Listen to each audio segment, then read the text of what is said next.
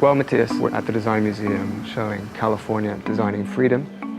And one of the things we wanted to do was to do justice to the tremendous influence that California has had on contemporary design. And my first reaction was one of shock at seeing a lot of these pieces put together.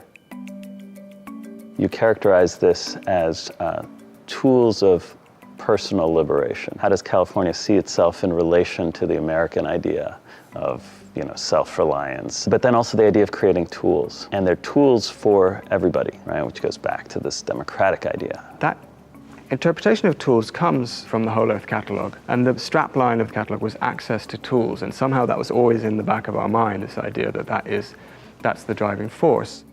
You have the letter from Bill Gates to the Homebrew Computer Club, and that's part of this discourse about what is software's role in society. The reason why it's exciting is because they're tools primarily to manipulate information, but increasingly as our world is digitized, these information tools manipulate the real world. If you could pick one thing in this exhibit to say a few words about, what would you choose? I want to totally geek out about the Xerox Star. It was the first graphical user interface. It's the foundation of how we use computers today, transforming them from text to something that's visual. Yet at the same time, there's things about it that are so endearingly primitive. The mouse has no gestures for executing commands. All these things that we now think are completely intuitive gestures, back then, it was like, no.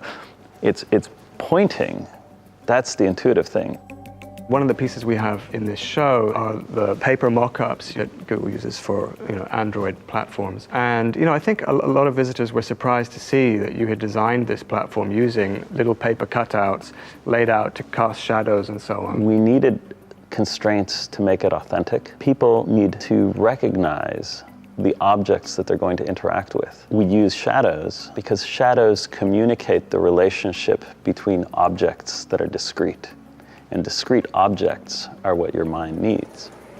For us as curators, it was a real challenge to display user interface design in a compelling way. We wanted to look at Google Maps, where traditionally a cartographer has had to collect a big pile of information about the geography of a space and figure out how to arrange it in a way that's visually pleasing. It's a very technical graphic design task. And the way that these software maps work is that all of the tricks of the trade and the kinds of things that you would learn as a designer, we had to encode those in algorithms, in rules that the computer performs thousands of times a second. There was a point in time where a craftsman would have to make each piece by hand.